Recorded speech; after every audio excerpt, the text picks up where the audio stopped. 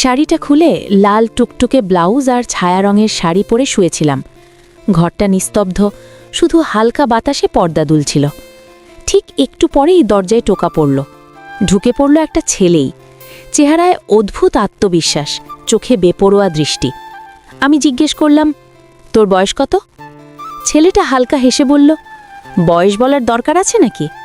আমি বললাম, আমি আমার থেকে ছোট ছেলেদের সাথে সম্পর্ক রাখি না। টাকা কম হয়েছে? না। তাহলে সমস্যা কোথায়? আমার বয়স 21, আপনার 25, চলবে। কথাটা বলেই সে আর সময় নষ্ট করল না। আচরণে একটা অস্থিরতা ছিল, যেন অনেক দিনের জমে থাকা কিছু মুক্তি দিতে চায়। অদ্ভুতভাবে আমার খারাপ লাগেনি, বরং ওর সেই উন্মাদনায় আমি বাধা দিইনি। সেদিন অন্য দিনের চেয়ে অনেক বেশি সময় কেটে গেল। শেষে সে 2000 টাকা টেবিলে রেখে উঠে দাঁড়ালো। আপনাকে খুব ভালো লাগলো, আবার আসবো, রেডি থাকবেন। আমি শুধু হেসেছিলাম, কিছু বলিনি। ছেলেটার নাম অর্ক, আর যে মেয়েটার ঘরে সে এসেছিল তার নাম মায়া। অর্ক সেখান থেকে সোজা বাসায় ফিরে যায়। ফ্রেশ হয়ে বিছানায় শুয়েই ছিল, ঠিক তখনই ওর মা ঘরে ঢুকলেন। অর্ক, তোকে একটা কথা বলতে এসেছি। কি কথা মা?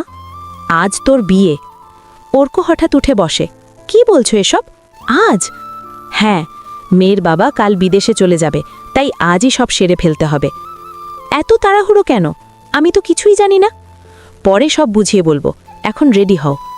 মেয়েটা দেখতে কেমন এই প্রশ্ন করতেই মা শুধু বললেন, খুব সুন্দর। মনে অদ্ভুত এক শূন্যতা নিয়ে অর্ক রেডি হয়ে বেরিয়ে পড়ে। মেয়ের বাড়িতে গিয়ে দেখে তেমন লোকজন নেই। ঘোমটা দেওয়া একটা মেয়ে চুপচাপ বসে আছে। তাড়াহুড়ো করে বিয়ের আনুষ্ঠানিকতা শেষ হয়। কয়েক ঘন্টার মধ্যেই অর্ক বউকে নিয়ে নিজের বাড়িতে ফিরে আসে। সব কিছু যেন মাথার ওপর দিয়ে বয়ে গেছে। বউকে অর্কের ঘরেই পাঠানো হয়। কিরে, এখনো বাইরে কেন? ভেতরে যা, বউ অপেক্ষা করছে।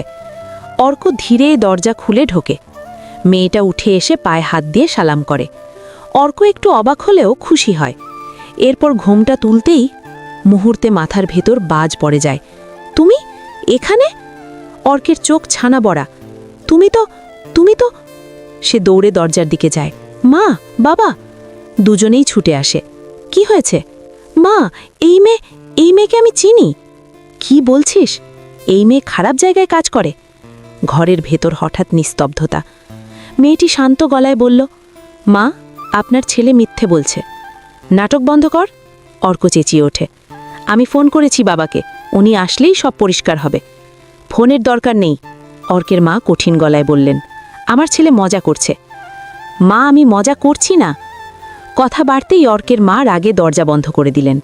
ঘরে রইল শুধু অর্ক আর সেই মেয়ে। তোমার আসল পরিচয় কি? আমার নাম মায়া, আর আজ থেকে আমি আপনার স্ত্রী। না, তুমি আমার বউ হতে পারো না। আপনি কি ভুলে গেছেন? আপনি নিজেই তো আমার কাছে এসেছিলেন। বাজে কথা বলিস না। আপনি যদি আরেকটা অপমানজনক কথা বলেন, আমি চুপ থাকব না। আমি তোমাকে ডিভোর্স দেব। এই কথা শোনা মাত্র মায়া গালে সজোরে থাপ্পড় বসিয়ে দেয়। ডিভোর্স আপনি দেবেন না, আমি দেব। আপনার মতো মানুষকে আমি চাই না। অর্ক হতবাক হয়ে যায়। তুমি জানো লুকিয়ে খারাপ জায়গায় যাওয়া মানুষ কেমন হয়? আর আপনি জানেন মিথ্যে অপবাদ দেওয়া মানুষ কেমন?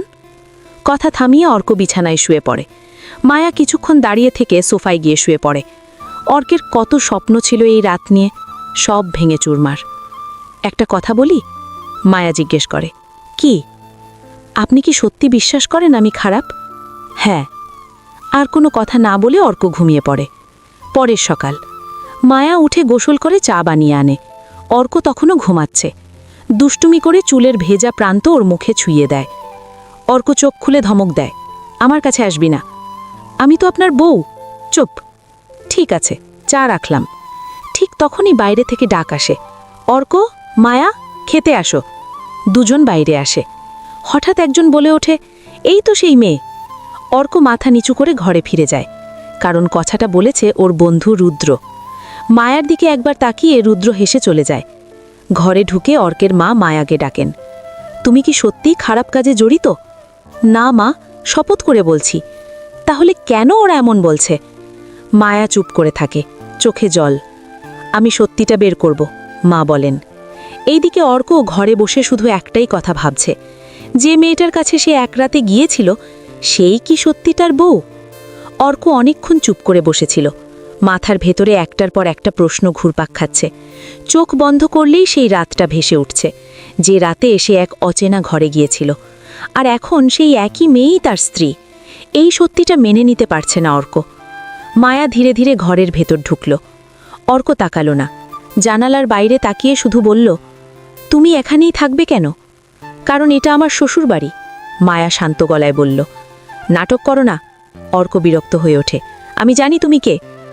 আপনি যা জানেন সেটাই কি পুরো সত্য? অর্ক কোনো উত্তর দিল না। সেদিন সারাটা দিন অর্ক প্রায় ঘরেই ছিল, আর মায়া, সে বারবার চেষ্টা করেছিল স্বাভাবিক হতে, কিন্তু প্রতিবারই অর্কের চোখে যে অবিশ্বাসটা দেখেছে তাতে তার বুকটা হালকা হালকা কেঁপে উঠেছে। রাতে খাওয়ার টেবিলে আবার অস্বস্তিকর পরিবেশ। অর্কের মা খাওয়ার মাঝখানে বললেন, কাল থেকে মায়া কলেজে যাবে। অর্ক থমকে তাকালো। কি? হ্যাঁ, তুমি যে কলেজে পড়ো ওকেও সেখানেই ভর্তি করাবো। কেন? অর্কের গলা শক্ত। স্বামী স্ত্রী একসাথে থাকলে বোঝাপড়া বাড়ে। অর্ক কিছু বলল না, শুধু চামচ নামিয়ে উঠে গেল। রাতে আবার সেই একই ঘর, একই নীরবতা। মায়া ধীরে বলল, আপনি যদি চান আমি আলাদা ঘরে থাকব। নাটক বন্ধ করো। অর্ক মুখ ফিরিয়ে বলল, আমি নাটক করছি না। তাহলে কেন আমার জীবনে ঢুকলে? এই প্রশ্নে মায়া চুপ করে গেল। কিছুক্ষণ পর শুধু বলল, কারণ আমারও কোনো পথ ছিল না। পরদিন সকাল, অর্ক কলেজের জন্য তৈরি হচ্ছিল। মায়াও তৈরি হয়ে বেরিয়ে এলো। সাদা 3 পিস, খোলা চুল, মুখে হালকা আত্মবিশ্বাস। অর্ক এক মুহূর্তের জন্য তাকিয়ে থেমে গেল। নিজের অজান্তেই ভাবল, এ কি সত্যিই সেই মেয়ে? রিকশায় দুজন পাশাপাশি বসে, মাঝখানে অদৃশ্য এক দেওয়াল। রাস্তায় হঠাৎ একজন চেঁচিয়ে উঠল, এই যে, বউ নিয়ে কলেজে? অর্ক তাকিয়ে দেখে রুদ্র। মুখ বন্ধ রাখ, অর্ক দাঁতে দাঁত চেপে বলে। আরে রাগ করছিস কেন? হোটেলের মেয়েকে বিয়ে করেছিস, এখন লুকাচ্ছিস কেন? এই কথা শুনে মায়ার চোখ ঝাপসা হয়ে যায়। অর্ক নেমে পড়ে, রুদ্রের কলার চেপে ধরে। আর একটা কথা বললে দাঁত ভেঙে দেব। রিকশাওয়ালা পরিস্থিতি দেখে তাড়াতাড়ি সামনে এগিয়ে যায়। মায়া টেনে ধরে অর্ককে, চলুন, কলেজে দেরি হচ্ছে। কিছু দূর গিয়ে অর্ক হঠাৎ বলে ওঠে, এখানেই নামাও। কিন্তু কলেজ তো সামনে। তুমি একা যাবে, আমি চাই না কেউ জানুক তুমি আমার বউ। মায়ার বুকটা কেঁপে ওঠে। ঠিক আছে, সে নিচু গলায় বলে। রিকশা চলে যায়। মায়া কলেজের গেট দিয়ে ঢুকতেই বহু চোখ তার দিকে ঘুরে যায়। অন্যদিকে কিছুক্ষণ পরে অর্ক কলেজে ঢুকে দেখে ছেলেরা ফিসফিস করছে। আজ নতুন মেয়ে এসেছে, অসম্ভব সুন্দর। অর্ক তাকিয়ে দেখে মায়া। কেউ একজন এগিয়ে গিয়ে বলে, আই লাভ ইউ। প্রথম দেখাতেই ভালো লেগেছে। অর্কের বুক ধক করে ওঠে। মায়া ঠান্ডা গলায় বলে, আপনি কে? আপনার ক্লাসমেট, দয়া করে দূরে থাকুন। ছেলেটা হাসতে গেলে মায়া আচমকা সজোরে থাপ্পড় মারে। চারপাশ স্তব্ধ। অর্ক দূর থেকে সব দেখে দাঁড়িয়ে থাকে। এই প্রথম সে মায়াকে অন্য চোখে দেখে। ক্লাসে ঢুকে অর্কের বন্ধু রাজ ফিসফিস করে বলে, তোর সাথে ওই মেয়ের কিছু আছে নাকি? চুপ কর, অর্ক বলে। টিফিন পিরিয়ডে অর্ক দেখতে পায় এক মেয়ে মায়ার পাশে বসেছে। তার নাম নীলা। নীলা হেসে বলে, ওই যে ছেলেটা অর্ক, আমি ওকে ভালোবাসি। এই কথা শুনে মায়ার বুকের ভেতর কেমন জানি করে ওঠে। কতদিনের সম্পর্ক? মায়া জিজ্ঞেস করে। অনেক দিন। মায়া কিছু বলে না। কিছুক্ষণ পর নীলা বলে, আজ টিফিনের সময় আমি ওকে প্রপোজ করব। তুমি পাশে থাকলে সাহস পাব। মায়া মাথা নাড়ে। টিফিনের সময় রাজ অর্ককে ডেকে আনে। অর্ক এসে দেখে মায়ার চোখে জল। নীলা বলে, অর্ক, আমি তোমাকে ভালোবাসি, তুমি কি আমাকে গ্রহণ করবে? চারপাশ নিঃশব্দ। অর্কের বুকের ভেতর কেমন করে উঠল। এত মানুষের সামনে, এত হঠাৎ, কি বলবে সে? কিন্তু তার চোখ বারবার চলে যাচ্ছে মায়ার দিকে। মায়া মাথা নিচু করে দাঁড়িয়ে আছে। চোখের কোণে জল জমে আছে, অথচ মুখে জেদি শান্তি। অর্ক গলা খাঁকারি দিয়ে বলল, নীলা, এখানে না। ক্লাসের সামনে এসব কথা বলা ঠিক না। নীলা একটু থেমে গেল। তারপর গলার স্বর গরম করে বলল, তাহলে পরে বলবে? তুমি আমাকে অপমান করছো না তো? অর্ক তাকালো চারদিকে। অনেক চোখ, অনেক হাসি, অনেক ফিসফাস। সে শুধু বলল, পরে কথা হবে। নীলা হালকা হাসল। ঠিক আছে, আমি অপেক্ষা করব। নীলা চলে যেতেই রাজ অর্কের কাঁধে চাপড় দিল। বাহ, তুই তো দেখা যাচ্ছে লাইনেই আছিস। নতুন মেয়েরা এসে তোর জন্য এমন কাণ্ড করছে। অর্ক ধমক দিয়ে বলল, চুপ কর। রাজ অবাক হয়ে গেল। কিরে, আমি তো মজা করছি। অর্ক চোখ সরিয়ে মায়াকে খুঁজল। মায়া তখন ধীরে ধীরে সরে যাচ্ছে। অর্ক পা বাড়াতে মায়া একটু দূরে থেমে গেল, যেন সে বুঝে গেছে অর্ক তাকে ডাকবে, কিন্তু ডাকটা আসতে দিচ্ছে না। অর্ক কাছে এসে বলল, তোমার চোখে জল কেন? মায়া হেসে ফেলল। সেই হাসি খুব ছোট, খুব ভাঙা। কিছু না, ধুলো ঢুকেছে। মিথ্যে বলো না। আপনি কি সত্যি জানতে চান? অর্ক এক মুহূর্ত থামল। সত্যি কি সে জানতে চায়, নাকি সত্য জানলে তার নিজের লজ্জা, নিজের ভুল সব আরও বড় হয়ে যাবে? মায়া চোখ তুলে তাকালো। নীলা আপনাকে ভালোবাসে, এটা তো ভালোই। আপনি চাইলে আমার সাথে যা হচ্ছে তা এখানেই শেষ করতে পারেন। অর্কের রক্ত গরম হয়ে উঠল। আমি তোমাকে নিয়ে এমন সিদ্ধান্ত কেন নেব? মায়া নরম গলায় বলল, কারণ আপনি আমাকে স্ত্রী হিসেবে মানতে পারেন না, আর আমি প্রতিদিন আপনার ঘরে থেকেও একা। এই কথাটা অর্ককে যেন কাঁপিয়ে দিল। সে কিছু বলতে যাচ্ছিল, ঠিক তখনই কলেজের ঘণ্টা বেজে উঠল। সবাই ক্লাসে ঢুকতে শুরু করল।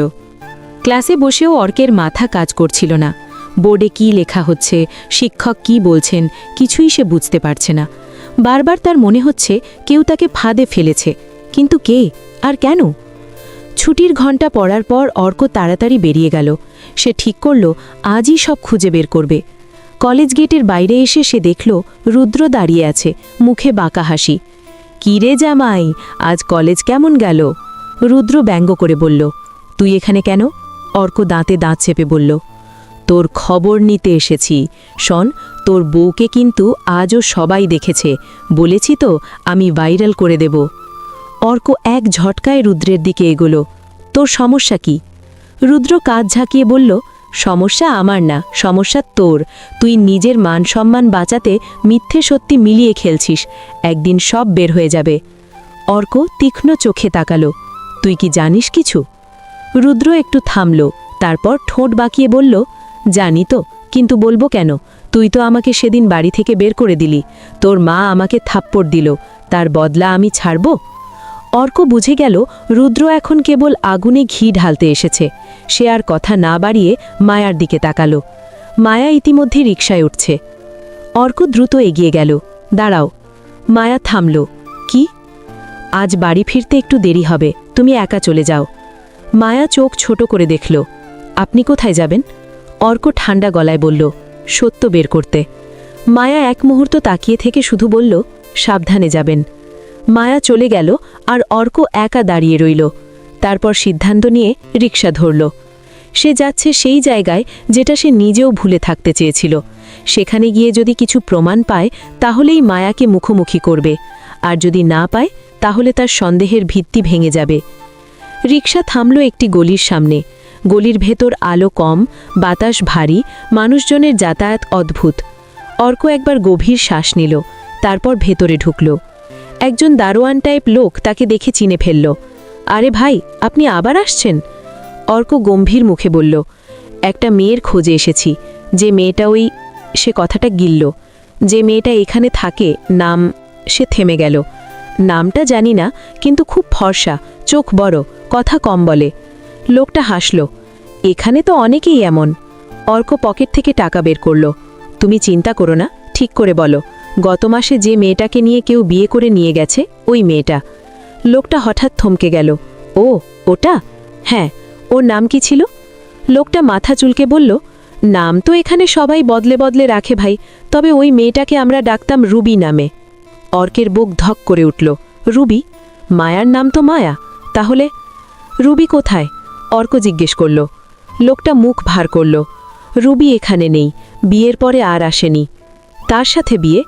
লোকটা কাঁধ ঝাঁকিয়ে বলল, কে জানে ভাই, বড় লোকের ছেলে ছিল, তাড়াহুড়ো করে নিয়ে গেছে। সবাই বলে মেয়েটা এখন সুখে আছে। অর্কের মাথা ঘুরে গেল। বড় লোকের ছেলে? সে তো সাধারণ ঘরের, তাহলে সে কিভাবে ওই গল্পের বড় লোকের ছেলে হয়ে গেল? ঠিক তখন পাশের ঘর থেকে একজন মেয়ে বেরিয়ে এলো। বয়স বেশি না, চোখে তীক্ষ্ণতা। সে অর্ককে দেখে মৃদু হেসে বলল, আপনি রুবিকে খুঁজছেন? অর্ক তাড়াতাড়ি বলল, তুমি জানো? মেয়েটা হাত বাড়িয়ে বলল, আগে বসুন, কথা বললে টাকার দরকার হবে। অর্ক টাকা দিল। মেয়েটা ফিসফিস করে বলল, রুবির সাথে আপনার বিয়ে হয়েছে এটা শুনেই সবাই চমকে গেছে, কিন্তু একটা কথা, আপনি কি নিশ্চিত যে আপনার বউটাই সেই রুবি? অর্কের বুক হিম হয়ে গেল। তুমি কি বলতে চাইছ? মেয়েটা চারদিকে তাকিয়ে আরও নিচু গলায় বলল, রুবির মতো দেখতে একজন মেয়ে এখানে মাঝে মধ্যে আসত, নাম বলতো মণি। সে খুব চালাক ছিল, অনেকের কাছে শিখে এসেছে কিভাবে মানুষকে বোকা বানাতে হয়। লোকজন ভুল করে রুবি ভেবে ওর কাছে যেত। অর্কের গলা শুকিয়ে গেল। মণি এখন কোথায়? গত মাসে একটা বড় ঘটনা ঘটে, মেয়েটা বলল। মণিকে এক লোক এসে নিয়ে যায়, বলে আজ থেকে তুই আমার বউ। সবাই ভেবেছিল রুবি যাচ্ছে, কিন্তু যেটা আমি দেখেছি সেটা রুবি ছিল না। অর্ক শক্ত হয়ে বসে রইল। তার মাথার ভেতর একটা নাম ঘুরছে, রুদ্র। কারণ রুদ্রই তো তাকে ওই জায়গায় যাওয়ার কথা বলেছিল। রুদ্রই তো পরে হুট করে সব জানার ভান করছে, আবার অপমানও করছে। কিন্তু রুদ্র কেন এমন করবে? নিছুক বদলা, নাকি আরও বড় কোনো ষড়যন্ত্র? অর্ক উঠল। মনির ছবি বা কোনো চিহ্ন আছে? মেয়েটা একটু ভেবে বলল, মনির ডান হাতে একটা ছোট তিল ছিল বুড়ো আঙুলের পাশে, আর গলার কাছে চিকন একটা দাগ, যেন আগের কোনো ক্ষত। অর্কের মাথা ঝাঁ ঝাঁ করছে। সে মনে করার চেষ্টা করল যে মেয়েটার সাথে সেই রাত সে কি এমন কিছু দেখেছিল। অর্ক নিজেই জানে সে তখন নিজের মতো ছিল না। আলো কম ছিল, মাথা গরম ছিল, সবকিছু ভাবসা। অর্ক বেরিয়ে এলো গলি থেকে। বাইরে এসে আলোয় দাঁড়িয়ে তার মনে পড়ল মায়ার ডান হাতে তিল নেই, আর গলায় কোনো দাগও নেই। তাহলে মায়া কি সত্যিই সেই মেয়ে না? তাহলে প্রশ্নটা উল্টো হয়ে যায়, মায়া কে, আর কেন তাকে এত বড় অপবাদ টানা হচ্ছে? অর্ক তড়িঘড়ি করে বাড়ি ফিরতে লাগল। বুকের ভেতর নতুন একটা ভয় জন্ম নিয়েছে। সে এতদিন যাকে অপমান করেছে সে হয়তো নির্দোষ, আর সেই নির্দোষ মানুষটার চোখের জল তার নিজেরই কারণে। বাড়ি পৌঁছতেই সন্ধ্যা। ড্রয়িং রুমে অর্কের মা বসে আছেন, মুখ ভার। মায়া রান্নাঘরের পাশে দাঁড়িয়ে, চোখ লাল। অর্ক ঢুকতেই মা বললেন, কোথায় ছিলি সারাদিন? অর্ক চুপ করল। মায়া হঠাৎ বলে উঠল, আমি বলেছিলাম সাবধানে যাবেন। মা ভ্রুকুচকে বললেন, তুমি জানলে ও কোথায় গেছে? মায়া এক মুহূর্ত চুপ করে বলল, না মা, শুধু বুঝেছিলাম উনি শান্ত হতে গেলে দূরে যান। অর্কের বুকটা কেঁপে উঠল। মায়া এত কিছু সহ্য করেও তার জন্য চিন্তা করেছে। ঠিক তখনই বাইরে থেকে আবার টোকা। দরজা খুলতেই দেখা গেল রুদ্র দাঁড়িয়ে আছে, হাতে মোবাইল, মুখে বিজয়ীর হাসি। আন্টি, আমি একটা জিনিস দেখাতে এসেছি, রুদ্র বলল। কি দেখাবি? মা কঠিন গলায় বললেন। সত্যিটা। রুদ্র মোবাইলটা সামনে ধরল। স্ক্রিনে একটা ভিডিও থামানো। ভিডিওতে দেখা যাচ্ছে একটা অন্ধকার ঘর, একজন মেয়ে মুখ ঘোরানো, আর পাশ থেকে একজন ছেলের কণ্ঠ, যেটা অর্কের কণ্ঠের মতো শোনায়। কথাগুলো পরিষ্কার নয়, কিন্তু ভিডিওটা এমনভাবে কাটা যে যে কেউ দেখলেই খারাপ ভাববে। মায়ার হাত কেঁপে উঠল। অর্কের মাথায় আগুন জ্বলে উঠল। এই ভিডিও তুই কোথা থেকে পেলি? অর্ক গর্জে উঠল। রুদ্র ঠোঁট বাঁকিয়ে বলল, কোথা থেকে পেলাম সেটা বড় কথা না, বড় কথা হলো এখন এটা কার কাছে যাবে। অর্ক এক ঝটকায় মোবাইলটা ছিনিয়ে নিল। তুই আমাকে ব্ল্যাকমেল করছিস? রুদ্র চোখ সরু করে বলল, আমি শুধু চাই তোর মা যেন বুঝে যায় আমি মিথ্যে বলিনি, আর তুই যেন জীবনে সুখে থাকতে না পারিস। মায়া হঠাৎ সামনে এসে দাঁড়ালো। রুদ্র, তুমি কেন এমন করছো? রুদ্র মায়ার দিকে তাকিয়ে একটা অদ্ভুত হাসি দিল। কারণ আমার সাথে তোমার অনেক হিসেব বাকি, মায়া। এই একটা শব্দ শুনেই মায়ার মুখের রং পাল্টে গেল। অর্ক থমকে গেল। মা অবাক হয়ে তাকিয়ে রইলেন। অর্ক চাপা গলায় বলল, তুই ওকে আলে থেকে চিনিস? রুদ্র হাসল। আমি চিনব না? আমি তো... সে থেমে গেল। যাক, এসব এখন থাক। শোন অর্ক, তোর সামনে দুইটা রাস্তা।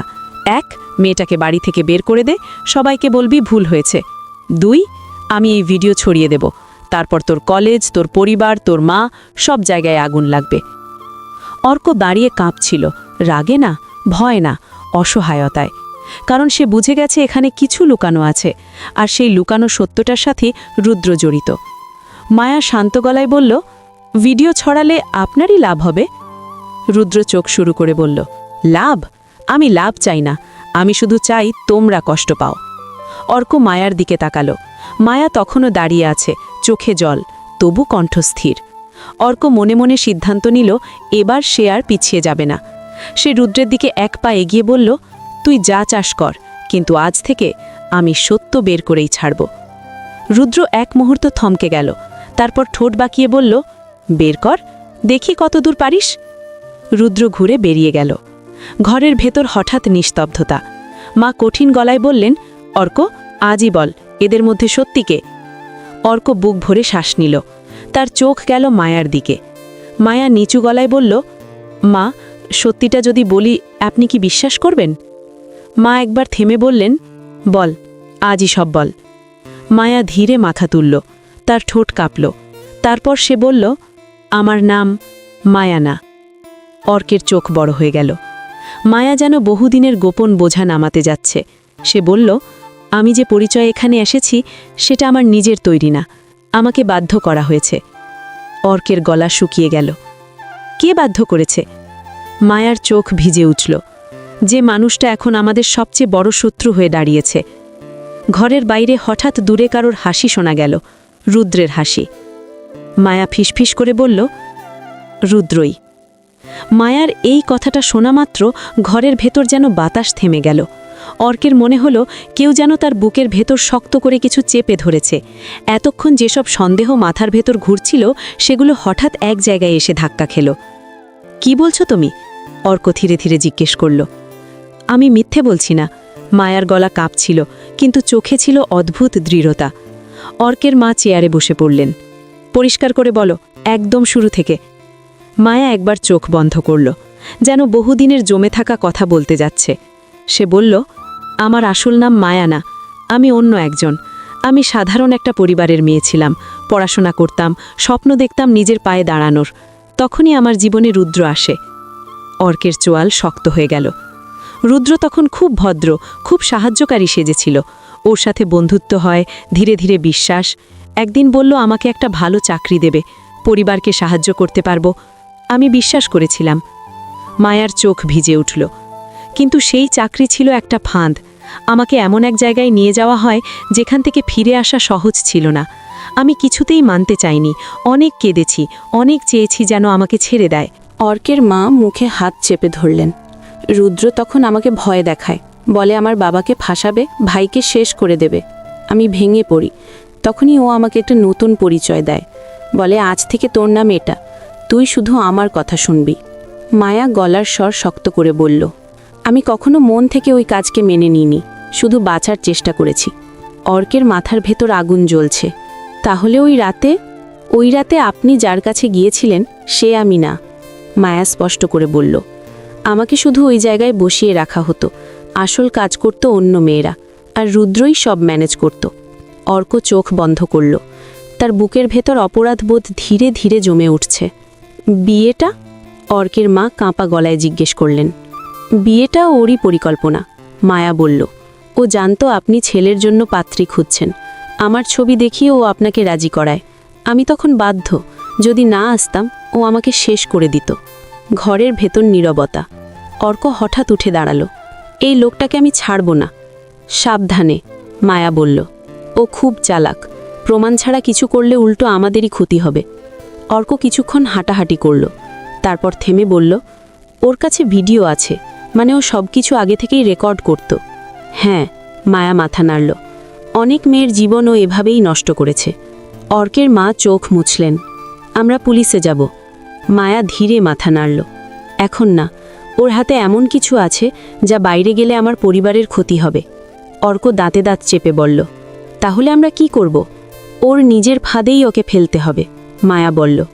সেই রাতে কেউ ঠিক করে ঘুমাতে পারল না।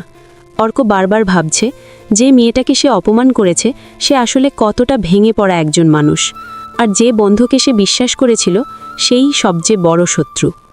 পরের দিন সকালে অর্ক কলেজে গেল না। সে রুদ্রের খোঁজ নিতে শুরু করল। ফোন করল, কিন্তু ফোন বন্ধ। শেষে রাজের কাছ থেকে জানতে পারল রুদ্র আজ কলেজে আসবে। অর্ক বিকেলের দিকে কলেজে পৌঁছালো।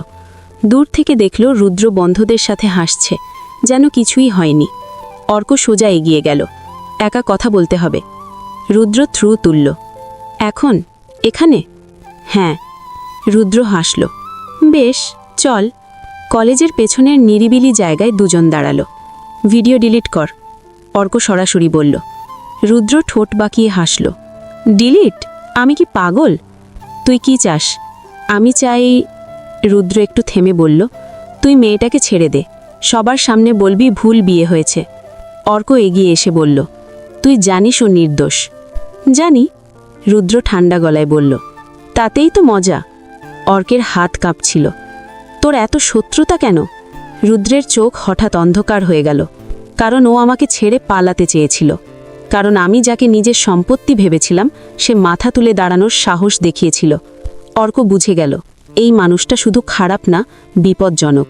শেষ সুযোগ, অর্ক বলল। ভিডিও দে। রুদ্র হেসে বলল, শেষ সুযোগ তোদের।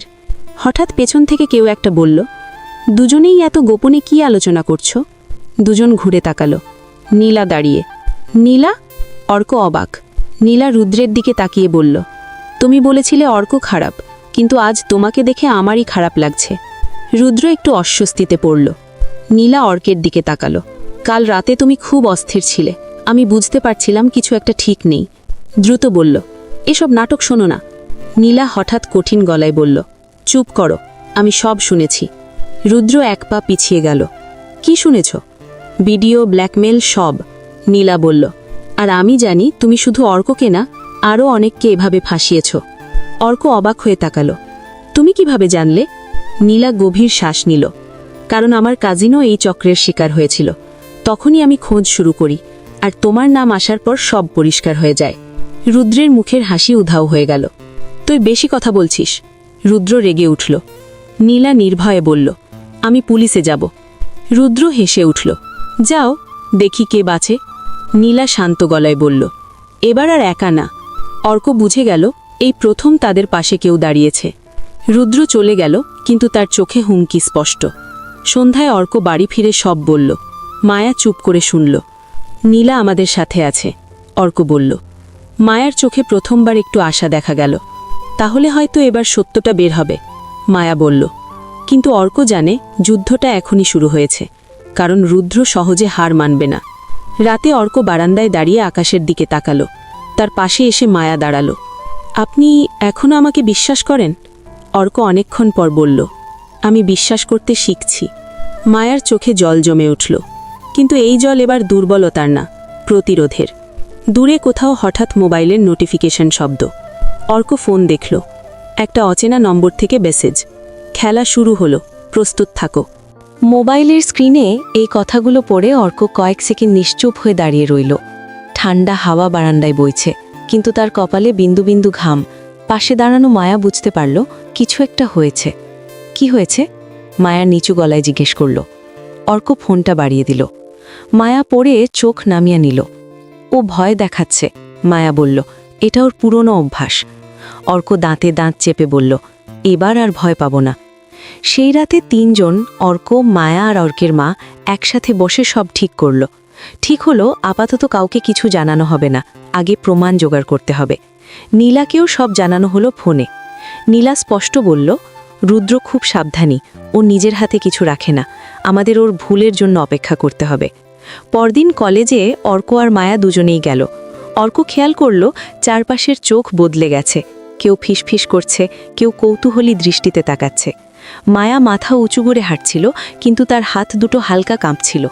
ক্লাস শেষে নীলা এসে বলল, রুদ্র আজ খুব অস্বাভাবিক আচরণ করছে। মানে? অর্ক জিজ্ঞেস করল। ও কাউকে কাউকে ফোন করছে, হেসে কথা বলছে, এটা বিপদের লক্ষণ। টিফিন পিরিয়ডে হঠাৎ কলেজের হোয়াটসঅ্যাপ গ্রুপে একটা ভিডিও ছড়িয়ে পড়ল। ভিডিওটা অর্কের চোখের সামনে ভেসে উঠতেই তার মাথা ঝাঁঝা করতে লাগল। ভিডিওতে দেখা যাচ্ছে একটা অন্ধকার ঘর, একজন মেয়ের মুখ আংশিক ঢাকা, আর পাশে একজন ছেলের কণ্ঠ, যেটা অর্কের মতো শোনায়। ভিডিওর নিচে লেখা, সত্যিকারের চেহারা। চারদিকে গুঞ্জন শুরু হয়ে গেল। এ তো অর্ক না, আর ওই মেয়েটা?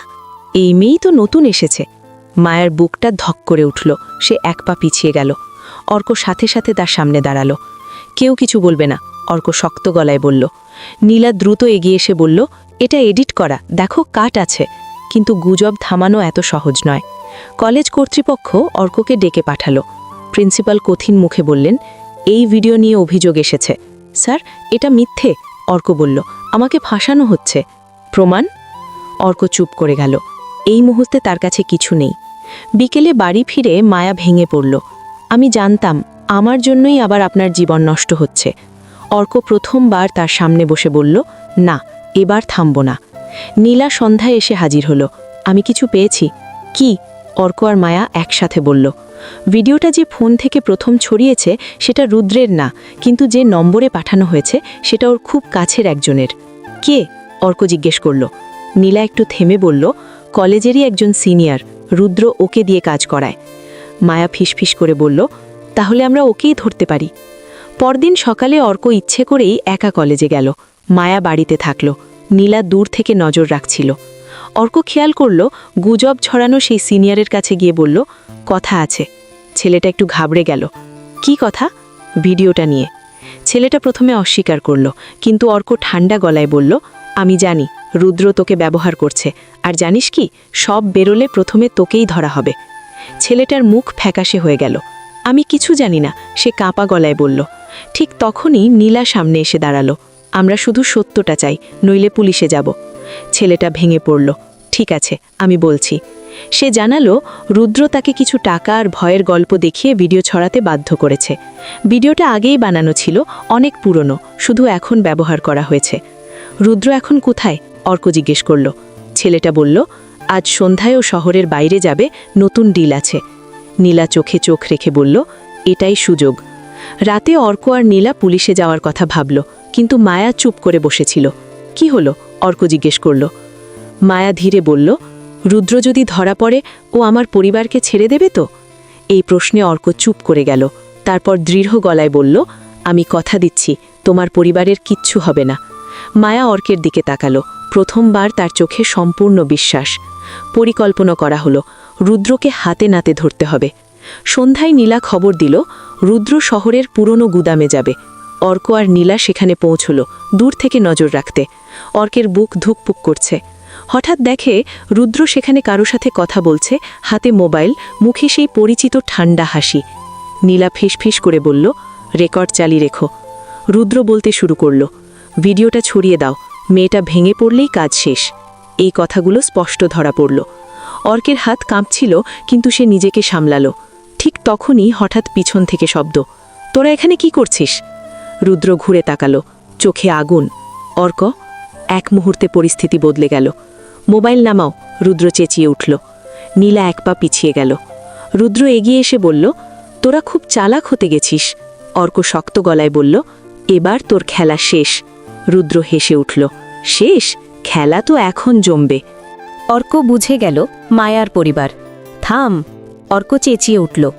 রুদ্র চোখ সরু করে বলল, তাহলে শর্ত মান। কি শর্ত? মেয়েটা আমার সাথে যাবে, আজই। নীলার মুখ সাদা হয়ে গেল। অর্কের মাথা ঘুরে গেল। ঠিক তখনই অর্কের ফোনে কল, স্ক্রিনে লেখা মা। অর্ক ধরতেই ওপাশ থেকে মায়ার কাঁপা গলা, অর্ক, বাড়িতে কিছু লোক এসেছে, রুদ্রের লোক। অর্কের বুকটা ভেঙে গেল। রুদ্র ঠান্ডা গলায় বলল, সিদ্ধান্ত নে, এক্ষুনি। অর্ক বুঝে গেল এই মুহূর্তেই সে সবচেয়ে বড় পরীক্ষার সামনে দাঁড়িয়ে। একদিকে মায়ার নিরাপত্তা, আরেকদিকে সব সত্য প্রকাশের সুযোগ। তার চোখে অন্ধকার নেমে এলো। অর্কের হাতে ধরা মোবাইলটা কেঁপে উঠছিল। মায়ার কাপা কণ্ঠ এখনও কানে বাজছে, অর্ক, বাড়িতে লোক এসেছে, রুদ্রের লোক। এক মুহূর্তের জন্যে অর্কের মাথা শূন্য হয়ে গেল। চোখের সামনে সব অন্ধকার। গুদামের ভেতর দাঁড়িয়ে থাকা রুদ্র ঠান্ডা মুখে তাকিয়ে আছে, যেন সে ঠিক এই কথাটারই অপেক্ষা করছিল। এখন বুঝছিস? রুদ্র ধীরে ধীরে বলল, আমি খেলাটা হালকা খেলি না। নীলা ফিসফিস করে বলল, অর্ক, আমাদের কাছে রেকর্ড আছে, এটা বড় প্রমাণ। অর্ক দাঁতে দাঁত চেপে বলল, কিন্তু যদি এখন কিছু করি, ওরা আমার মাকে। রুদ্র হেসে উঠল, খুব স্মার্ট ছেলে, ঠিক ধরেছিস। সে এক পা এগিয়ে এসে বলল, আমি তোকে শেষ সুযোগ দিচ্ছি, মেয়েটা আমার সাথে যাবে, এক্ষুনি, তাহলে তোর পরিবার নিরাপদ। নীলা চিৎকার করে উঠল, এটা অসম্ভব, তুমি পাগল। রুদ্র চোখ সরু করে তাকালো, বেশি কথা বলবি না। অর্কের ভেতরে যেন দুটো মানুষ যুদ্ধ করছে। একজন বলছে এক্ষুনি ঝাঁপিয়ে পড়ো, আরেকজন বলছে একটা ভুল মানেই সব শেষ। অর্ক গভীর শ্বাস নিল, ঠিক আছে। নীলা হতভম্ব হয়ে তাকালো, কি বলছো তুমি? অর্ক ধীরে বলল, আমি রাজি। রুদ্র ভ্রু তুলল, বাহ, আশা করিনি এত তাড়াতাড়ি ভাঙবি। অর্ক ঠান্ডা গলায় বলল, কিন্তু আমার একটা শর্ত আছে। কি? আগে আমার বাড়ির লোকদের ছেড়ে দিতে হবে, আমি নিজে গিয়ে মায়াকে নিয়ে আসব। রুদ্র একটু ভেবে বলল, চালাক, ঠিক আছে, কিন্তু কোনো চালাকি করলে করব না, অর্ক বলল। রুদ্র ফোনে কারোর সাথে কথা বলল। ছেড়ে দে আপাতত। কয়েক মিনিট পর অর্কের ফোনে আবার কল এলো। মা কাঁপা গলায় বললেন, ওরা চলে গেছে। অর্ক চোখ বন্ধ করল, বুকের ভেতর জমে থাকা জমটা ছাড়ল। রুদ্র ঠান্ডা গলায় বলল, এখন চল। নীলা সামনে এসে দাঁড়ালো। অর্ক, এটা ভুল, আমরা পুলিশে। অর্ক তার দিকে তাকিয়ে খুব নিচু স্বরে বলল, নীলা, বিশ্বাস করো, আমি একা নই।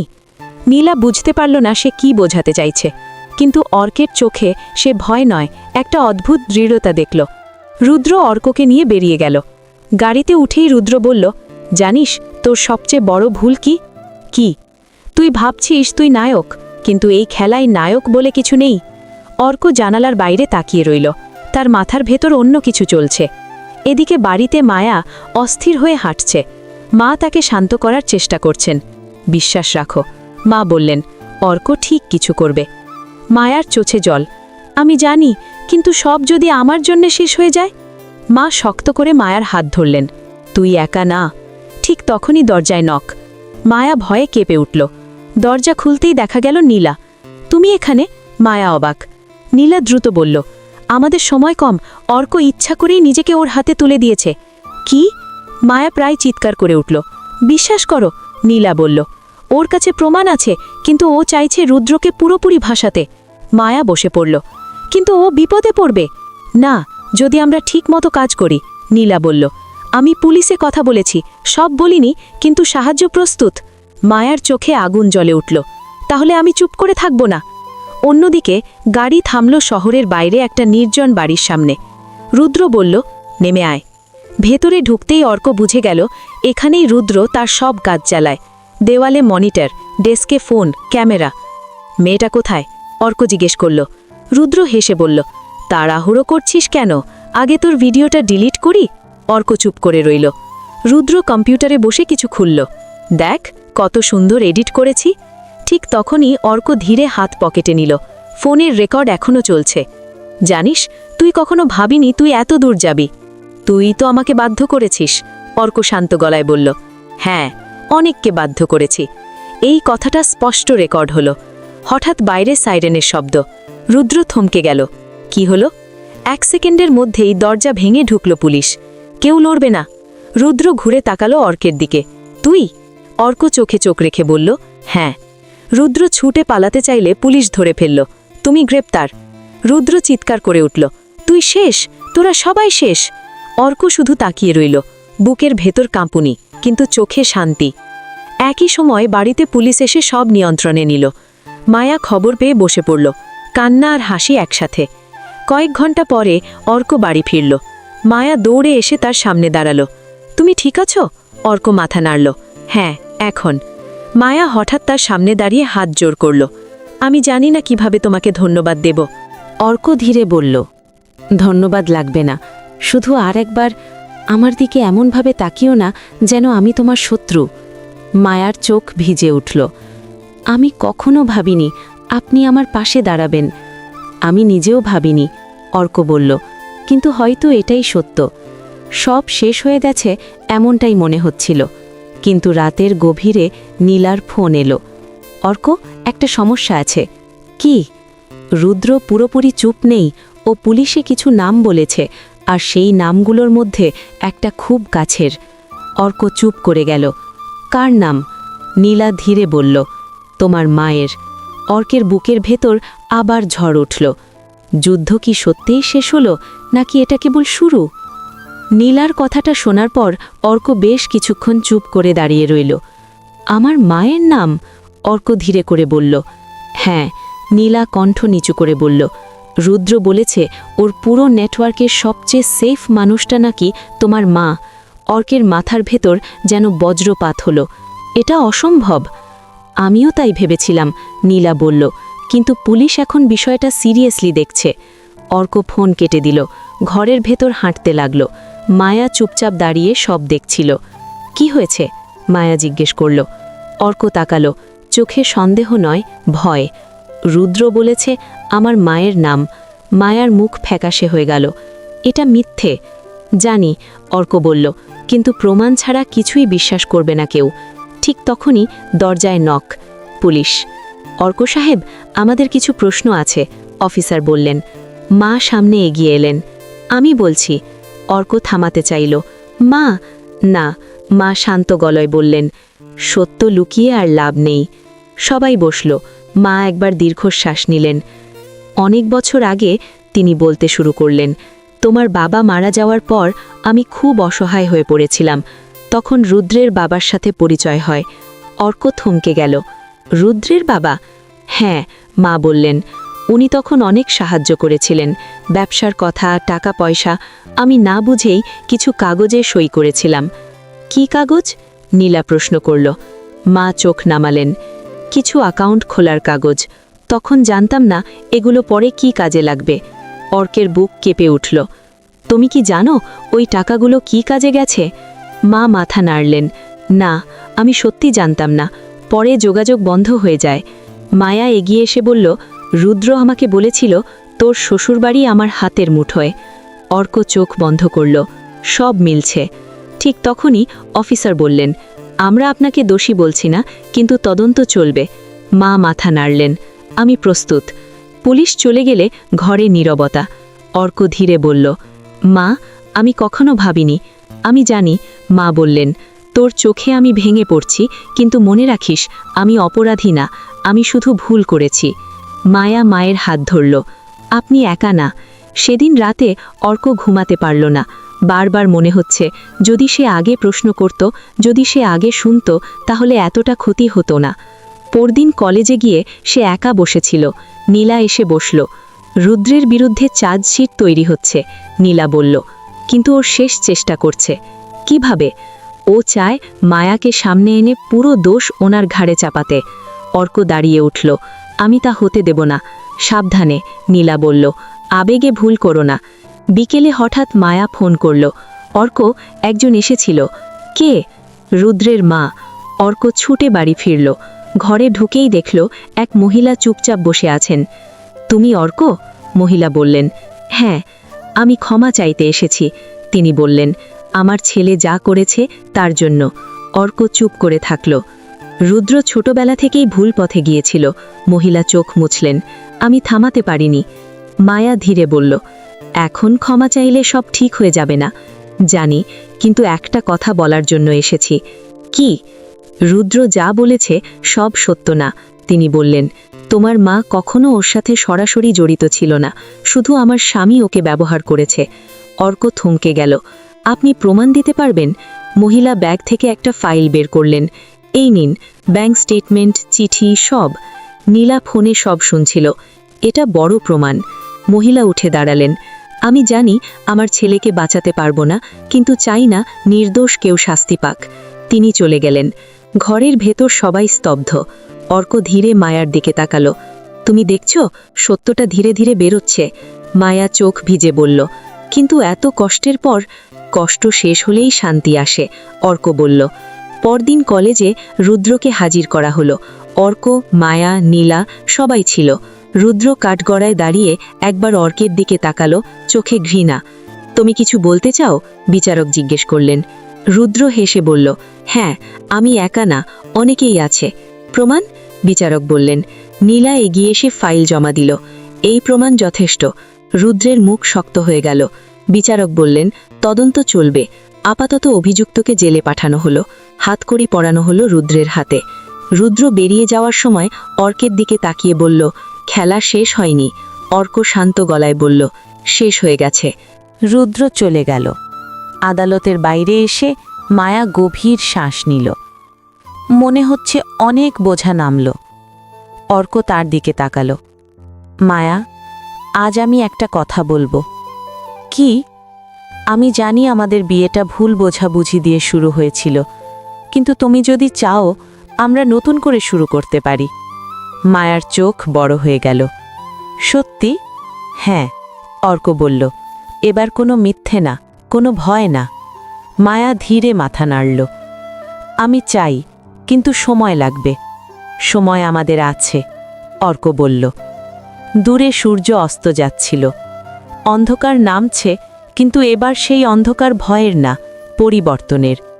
কিন্তু কোথাও দূরে কোনো অজানা জায়গায় রুদ্র বসে আছে, চোখে একটাই আগুন, আর তার মাথায় একটাই কথা, শেষ পর্বে সবকিছুর হিসেব চুকানো হবে। আদালতের গেটের বাইরে দাঁড়িয়ে অর্ক অনেকক্ষণ চুপ করেছিল। চারপাশে মানুষের ভিড়, ক্যামেরা, ফিসফিস সবকিছু থাকলেও তার ভেতরে এক ধরনের শান্তি। বহুদিন পর মনে হচ্ছিল শ্বাস নিতে পারছে। মায়া ধীরে পাশে এসে দাঁড়ালো। তুমি ঠিক আছো? অর্ক মাথা নাড়ল। হ্যাঁ, আজ প্রথমবার মনে হচ্ছে সত্যিটা আর লুকানো নেই। নীলা একটু দূরে দাঁড়িয়ে ফোনে কথা বলছিল। কথা শেষ করে কাছে এসে বলল, রুদ্রের বিরুদ্ধে চার্জশিট ফাইনাল, এবার আর পালানোর পথ নেই। অর্ক গভীর শ্বাস নিল। ও যা করেছে তার ফল ওকে পেতেই হবে। ঠিক তখনই পুলিশের ভ্যানের ভেতর থেকে রুদ্রকে নামানো হলো। হাতকড়া পরা, মুখে সেই চেনা ঠান্ডা হাসি নেই। চোখে ক্লান্তি, তবু ভেতরে জমে থাকা বিষ এখনও শেষ হয়নি। রুদ্র অর্ককে দেখেই থেমে গেল। ভাবছিস তুই জিতে গেছিস? অর্ক এগিয়ে এসে শান্ত গলায় বলল, না, আমি জিতিনি, সত্য জিতেছে। রুদ্র হেসে উঠতে চাইল, কিন্তু পারল না। তোর কারণে আমার সব শেষ। না, অর্ক বলল, তোর নিজের কাজের কারণে। রুদ্র মায়ার দিকে তাকালো। তুইও খুশি তো? শেষে সব ঠিক হয়ে গেল? মায়া চোখে চোখ রেখে বলল, না, খুশি না, কিন্তু মুক্ত। এই একটা কথাই রুদ্রকে সবচেয়ে বেশি আঘাত করল। সে আর কিছু না বলে পুলিশের সাথে চলে গেল। কয়েক সপ্তাহ পর বাড়িটা ধীরে ধীরে আগের মতো শান্ত হয়ে এসেছে। অর্কের মা এখন অনেকটাই হালকা। চোখে অনুশোচনা আছে, কিন্তু সেই সাথে স্বস্তিও। একদিন বিকেলে মা অর্ক আর মায়াকে ডেকে বললেন, আমি একটা সিদ্ধান্ত নিয়েছি। দুজনেই তাকালো। আমি কিছুদিন গ্রামের বাড়িতে থাকব। নিজের সাথে নিজে কথা বলার দরকার আছে। অর্ক অবাক হয়ে বলল, মা? না, মা হালকা হাসলেন। এটা পালানো না, এটা নিজেকে ঠিক করার সময়। মায়া এগিয়ে এসে মায়ের হাত ধরল। আপনি চাইলে আমরা পাশে আছি। মা চোখ ভিজিয়ে বললেন, আমি জানি, আর এই বিশ্বাসটাই আমার সবচেয়ে বড় শক্তি। মা চলে যাওয়ার পর ঘরে এক অদ্ভুত নীরবতা নেমে এলো। সন্ধ্যায় অর্ক ছাদে দাঁড়িয়েছিল। মায়া ধীরে ধীরে এসে পাশে দাঁড়ালো। অনেক কিছু বদলে গেল, তাই না? মায়া বলল। হ্যাঁ, অর্ক বলল, আর সবচেয়ে বড় বদলটা আমার ভেতরে। মায়া একটু হেসে বলল, আমারও। কিছুক্ষণ চুপ থাকার পর অর্ক বলল, মায়া, আমাদের বিয়েটা শুরু হয়েছিল ভুল বোঝাবুঝি দিয়ে। আমি তোমাকে বিশ্বাস করিনি, অপমান করেছি। মায়া মাথা নিচু করল। আমিও অনেক কিছু লুকিয়েছিলাম, সবসময় সাহস দেখাতে পারিনি। অর্ক তার দিকে তাকালো। আমরা কি অতীতটা বদলাতে পারব? না, কিন্তু ভবিষ্যৎটা যদি নতুন করে শুরু করি? মায়া অর্কের চোখের দিকে তাকালো। সেই চোখে আর সন্দেহ নেই, আছে দায়িত্ব আর আন্তরিকতা। নতুন করে শুরু মানে কি? মায়া জিজ্ঞেস করল। মানে, বলল, স্বামী স্ত্রী হয়ে থাকার আগে দুজন মানুষ হয়ে একে অপরকে বোঝা। মায়ার চোখে জল জমে উঠল। আমি সেটাই চাই। সেই দিন থেকে তাদের জীবন ধীরে ধীরে বদলাতে লাগল। অর্ক পড়াশোনায় মন দিল, নিজের ভবিষ্যৎ গড়ার চেষ্টা করল। মায়া আবার পড়াশোনা শুরু করল। কলেজে সে এখন নিজের পরিচয়ে পরিচিত, কারোর স্ত্রী হিসেবে নয়, একজন শক্ত মেয়ে হিসেবে। নীলা তাদের পাশে থেকেছে সব সময়। একদিন হেসে বলল, তোমরা দুজন যদি সিনেমা হও, হ্যাপি এন্ড হবে। মায়া হেসে বলল, হ্যাপি না, রিয়েল এন্ড। আরেকদিন খবর এলো, রুদ্রের সাজা হয়েছে। দীর্ঘ সময়ের জন্য কারাগার। তার পুরো নেটওয়ার্ক ভেঙে দেওয়া হয়েছে। খবরটা শুনে অর্ক আর মায়া কেউই উল্লাস করল না, শুধু চুপচাপ জানালার বাইরে তাকিয়ে থাকল। খারাপ লাগছে? অর্ক জিজ্ঞেস করল। না, মায়া বলল, শুধু মনে হচ্ছে যদি সে শুরুতেই ঠিক পথ নিত। সবাই পারে না, অর্ক বলল, কিন্তু আমরা পারি। একদিন সন্ধ্যায়, ঠিক যেদিন তাদের বিয়ের 1 বছর পূর্ণ হল, অর্ক মায়াকে নিয়ে সেই ছাদেই এলো যেখানে তারা প্রথমবার সত্যি কথা বলেছিল। একটা প্রশ্ন করি? অর্ক বলল। করো। আমাকে ভালোবাসো? মায়া হালকা হেসে বলল, ভালোবাসা একদিনে হয় না, কিন্তু আমি তোমার পাশে থাকতে চাই। অর্ক ধীরে তার হাত ধরল। আমার জন্য এটুকুই যথেষ্ট। দূরে শহরের আলো জ্বলছে, বাতাসে নতুন শুরুর গন্ধ। একটা গল্প শুরু হয়েছিল ভুল, সন্দেহ আর অন্ধকার দিয়ে, শেষ হলো সত্য, সাহস আর সম্মান দিয়ে। কারণ সব সম্পর্ক নিখুঁতভাবে শুরু হয় না, কিন্তু যে সম্পর্ক সত্যের ওপর দাঁড়ায় সেই সম্পর্কই শেষ পর্যন্ত টিকে যায়। সমাপ্ত।